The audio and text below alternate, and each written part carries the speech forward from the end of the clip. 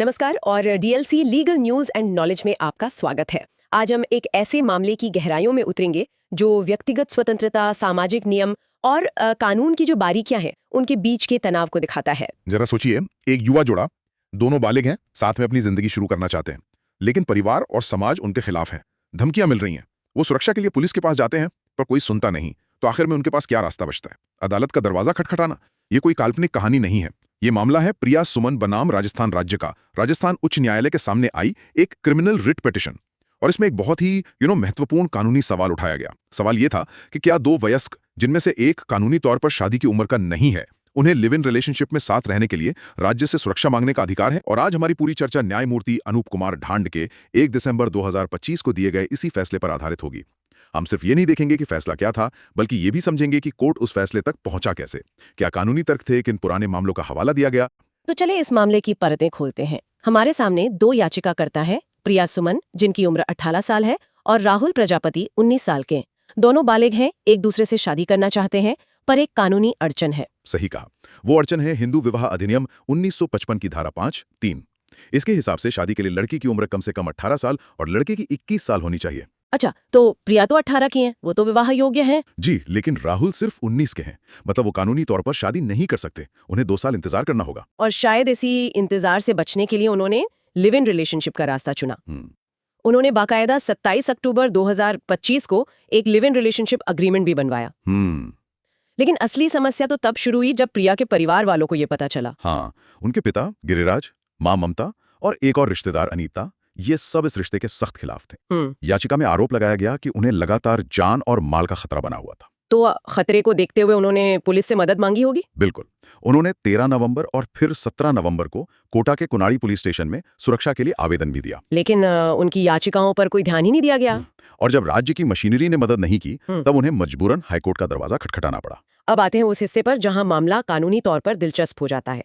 अदालत में दी गई दलीलें। याचिकाकर्ताओं के वकील ने अपनी बात रखने के लिए सुप्रीम कोर्ट के एक बहुत जरूरी केस का जिक्र किया, है ना? जी, उन्होंने सुप्रीम कोर्ट के नंद कुमार बनाम केरल राज्य मामले का हवाला दिया। ये एक बहुत ही स्ट्रेटेजिक मूव था।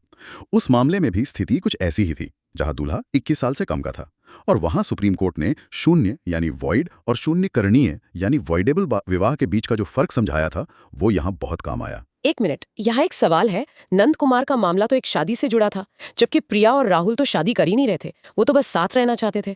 तो एक शादी से जुड़ा फैसला लिव इन के मामले में कैसे लागू हो गया? आपका सवाल बिल्कुल सही है, और यही इस मामले की कानूनी बारीकी है। देखिए, वकील ने यह तर्क नहीं दिया कि इनकी शादी वैध है। उन्होंने नंद कुमार के तर्क का इस्तेमाल ये दिखाने के लिए किया कि अगर 21 साल से कम उम्र के लड़के का विवाह भी कानून की नजर में सीधे सीधे अमान्य यानी वॉइड नहीं होता, अच्छा, तो फिर बिना शादी के सिर्फ साथ रहने पर इतनी बड़ी कानूनी रोक कैसे हो सकती है? समझ गए। तो ये एक तरह का अप्रत्यक्ष तर्क था। तो नंद कुमार केस में वॉइड और वॉइडेबल को लेकर सुप्रीम कोर्ट ने क्या कहा था, जरा हमारे श्रोताओं के लिए साफ करें। देखिए, शून्य विवाह वो है जो कानून की नजर में कभी हुआ ही नहीं। इट्स वॉइड एब इनिशियो। जबकि शून्य करणीय विवाह तब तक पूरी तरह से वैध रहता है जब तक कि पति या पत्नी में से कोई एक उसे अदालत में जाकर रद्द न करवा दे। और नंद कुमार में सुप्रीम कोर्ट ने कहा कि उम्र की शर्त का उल्लंघन शादी को शून्य नहीं बनाता है। और सबसे जरूरी बात, कोर्ट ने उसी फैसले में यह भी कहा कि भले ही वो शादी करने के योग्य ना हो, उन्हें साथ रहने का अधिकार है, क्योंकि हमारी विधायिका ने खुद घरेलू हिंसा से महिला संरक्षण अधिनियम 2005 में लिव इन संबंधों को मान्यता दी है। ये तो बहुत मजबूत दलील है। दूसरी तरफ सरकारी वकील का क्या तर्क था? मुझे लगता है उनका तर्क तो काफी सीधा साधा रहा होगा। हाँ, उनका तर्क बहुत ही स्ट्रेट फॉरवर्ड था। उन्होंने कहा कि क्योंकि याचिकाकर्ता नंबर 2 यानी राहुल शादी की उम्र का नहीं है, इसलिए उसे ना तो शादी करने की और ना ही लिव इन में रहने की इजाजत दी जा सकती है। इसलिए याचिका को खारिज कर दिया जाना चाहिए। लेकिन ये तर्क तो कानूनी से ज्यादा एक नैतिक या सामाजिक नजरिए पर आधारित लगता है। क्या उन्होंने किसी ऐसे कानून का हवाला दिया जो दो वयस्कों को साथ रहने से रोकता हो? नहीं, और यही उनके तर्क की सबसे बड़ी कमजोरी थी। ये तर्क इस सोच पर आधारित था कि अगर शादी करना अवैध है, तो उसकी तरफ ले जाने वाला कदम यानी लिव इन में रहना, वो भी अवैध होना चाहिए। एक तरह की पब्लिक पॉलिसी वाली दलील। बिल्कुल, कि सामाजिक व्यवस्था बनाए रखने के लिए ऐसे संबंधों को बढ़ावा नहीं देना चाहिए। तो अदालत के सामने दो बिल्कुल अलग अलग तर्क थे। एक तरफ व्यक्तिगत स्वतंत्रता और जीवन का अधिकार, और दूसरी तरफ शादी की शर्तें और सामाजिक व्यवस्था।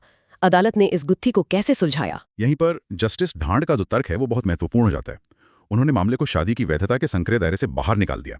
उन्होंने कहा कि यह मामला शादी के बारे में है ही नहीं। अच्छा, ये मामला है अनुच्छेद 21 के तहत मिले जीवन और व्यक्तिगत स्वतंत्रता के मौलिक अधिकार का। और उन्होंने अपने फैसले में बहुत साफ शब्दों में कहा कि यह अधिकार किसी भी दूसरी शर्त से बहुत ऊंचे पायदान पर है। ये तो नजरिए में एक बहुत बड़ा बदलाव है। मतलब कोर्ट कह रहा है कि हम ये तय नहीं कर रहे कि वो शादी कर सकते हैं या नहीं, हम सिर्फ ये देख रहे हैं कि क्या उन्हें अपनी जान का खतरा होने पर राज्य से सुरक्षा पाने का हक है। एकदम सही। कोर्ट ने आगे कहा कि हर नागरिक के जीवन और स्वतंत्रता की रक्षा करना राज्य का अनिवार्य कर्तव्य है, चाहे वो नागरिक बालिग हो या नाबालिग और उसकी शादी हुई हो या नहीं। राज्य यह कहकर अपनी जिम्मेदारी से पीछे नहीं हट सकता कि याचिकाकर्ता सामाजिक नियमों का पालन नहीं कर रहे हैं। मजबूत करने के लिए कई जरूरी मामलों का हवाला दिया गया। सबसे पहले तो सुप्रीम कोर्ट का मील का पत्थर माना जाने वाला फैसला लता सिंह बनाम उत्तर प्रदेश राज्य 2006 का। जी, उस फैसले में ही सुप्रीम कोर्ट ने कह दिया था कि दो सहमति देने वाले वयस्कों के बीच लिव इन संबंध कोई अपराध नहीं है। लेकिन लता सिंह का मामला तो अब लगभग 2 दशक पुराना हो गया। क्या हाल के सालों में भी कोर्ट्स ने इसी तरह सोचा है, खासकर जब शादी की उम्र का मुद्दा हो? आपका सवाल एकदम सटीक है और यहीं पर रेखा मेघवंशी बनाम राजस्थान राज्य का मामला आता है, जिसका जिक्र इस फैसले में भी है। ये 2024 का है। जी, 2024 का। और ये मामला इसी राजस्थान हाईकोर्ट की एक दूसरी बेंच ने सुना था और उसके तथ्य लगभग प्रिया सुमन के मामले जैसे ही थे। उस बेंच ने भी यही फैसला सुनाया था कि सिर्फ शादी की उम्र का न होना किसी को अनुच्छेद 21 के तहत मिले मौलिक अधिकारों से वंचित नहीं कर सकता। इसका मतलब एक ही हाईकोर्ट में इस मुद्दे पर एक कंसिस्टेंट जूरिस्प्रूडेंस विकसित हो रहा है। क्या ये ट्रेंड सिर्फ राजस्थान तक ही सीमित है? नहीं, और यही इस फैसले को और भी मजबूत बनाता है। फैसले में पंजाब और हरियाणा हाईकोर्ट के माफी बनाम हरियाणा राज्य मामले का भी जिक्र है। उस मामले में अदालत ने बहुत सख्त शब्दों में कहा था कि माता पिता अपने बालिग बच्चों पर अपनी शर्तों पर जीने के लिए दबाव नहीं डाल सकते हैं। कोर्ट ने कहा, हर बालिग व्यक्ति को अपनी मर्जी से जीने का अधिकार है और समाज ये तय नहीं कर सकता कि कोई कैसे जिएगा। इन सभी मामलों को एक साथ रखने पर तो एक बहुत साफ पैटर्न दिखता है। ऐसा लगता है कि न्यायपालिका लगातार व्यक्तिगत स्वायत्तता को सामाजिक और पारिवारिक दबावों से ऊपर रख रही है। बिल्कुल, ये दिखाता है कि न्यायपालिका अब सिर्फ राज्य के खिलाफ ही नहीं बल्कि सामाजिक दबावों के खिलाफ भी व्यक्तिगत स्वतंत्रता के रक्षक के तौर पर खड़ी है। कानून के छात्र इसे मौलिक अधिकारों का हॉरिजॉन्टल एप्लीकेशन कहते हैं, है ना, जहां अधिकार सिर्फ राज्य के खिलाफ नहीं बल्कि निजी व्यक्तियों के खिलाफ भी लागू होते हैं। सही। ये फैसले उसी सिद्धांत को असल में लागू कर रहे हैं। तो इन सभी दलीलों और उदाहरणों के बाद प्रिया सुमन के मामले में अदालत ने आखिरी फैसला क्या सुनाया? अदालत ने बहुत ही व्यावहारिक और सधा हुआ आदेश दिया। उन्होंने याचिका का निपटारा करते हुए संबंधित पुलिस अधिकारी को निर्देश दिया कि वे याचिकाकर्ताओं के आवेदन पर कानून के मुताबिक फौरन फैसला लें, उन्हें खतरे की आशंका का विश्लेषण करने और अगर जरूरी हो तो याचिकाकर्ताओं को पूरी सुरक्षा देने का आदेश दिया गया। तो इन सबका निचोड़ क्या है? वकीलों और कानून के छात्रों को इस फैसले से क्या मुख्य बातें समझनी चाहिए? What are the key takeaways? इसमें 3 बहुत जरूरी बातें हैं। पहली और सबसे जरूरी, ये फैसला इस सिद्धांत को और पक्का करता है कि एक बालिग व्यक्ति का अपने साथी को चुनने और उसके साथ रहने का अधिकार अनुच्छेद 21 का एक हिस्सा है और ये अधिकार इस बात पर निर्भर नहीं करता कि वो शादी की कानूनी उम्र के हैं या नहीं। मतलब एक साथ रहने के अधिकार को शादी करने के अधिकार से साफ तौर पे अलग किया जा रहा है। एकदम सही। और ये दूसरा महत्वपूर्ण बिंदु है। ये फैसला कोहैबिटेशन और सोलेमनाइजेशन ऑफ मैरिज को कानूनी तौर पर अलग अलग देखता है। कोर्ट साफ कह रहा है कि अगर आप किसी तकनीकी वजह से शादी नहीं कर सकते तो इसका मतलब ये नहीं कि आपको साथ रहने के मौलिक अधिकार से भी रोक दिया जाएगा। और राज्य की भूमिका के बारे में क्या? पुलिस जो कुछ नहीं कर रही थी उस पर कोर्ट का क्या रुख था? ये तीसरा और बहुत महत्वपूर्ण टेकअवे है। ये फैसला राज्य के कर्तव्य पर जोर देता है कि वो नागरिकों को सिर्फ राज्य से ही नहीं बल्कि नॉन स्टेट एक्टर से भी बचाए। इस मामले में खतरा परिवार वालों से था।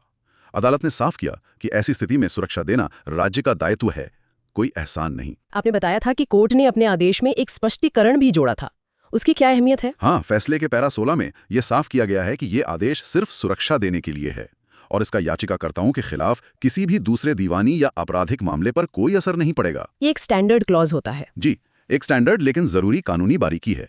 इसका मतलब यह है कि कोर्ट ने उनके रिश्ते की वैधता पर कोई फैसला नहीं दिया है।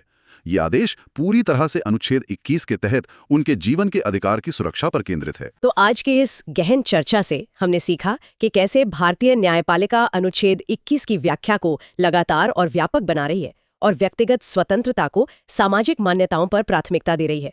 प्रिया सुमन का ये मामला दिखाता है कि सहमति से एक साथ रहने का अधिकार शादी की उम्र से अलग है और राज्य का ये परम कर्तव्य है कि वो इस अधिकार की रक्षा करे। और जाते जाते हमारे श्रोताओं के लिए जो ज्यादातर कानून के क्षेत्र से हैं, एक विचारणीय प्रश्न छोड़ जाता हूँ। ये निर्णय एक साथ रहने के अधिकार की रक्षा तब करता है, लेकिन ऐसे रिश्तों से जो कानूनी जटिलताएं पैदा होती हैं उनका क्या? खासतौर पर जब एक साथी शादी की उम्र का नहीं है। सोचिए, अगर इस रिश्ते से किसी बच्चे का जन्म होता है तो विरासत, वैधता और हिरासत को लेकर कानूनी ढांचा क्या होगा, जब ये रिश्ता हिंदू विवाह अधिनियम के तहत एक औपचारिक विवाह ही नहीं है? ये एक ऐसा सवाल है जो आने वाले समय में कानूनी बहस का केंद्र बन सकता है और जिस पर वकीलों और लॉ स्टूडेंट्स को गंभीरता से सोचना चाहिए।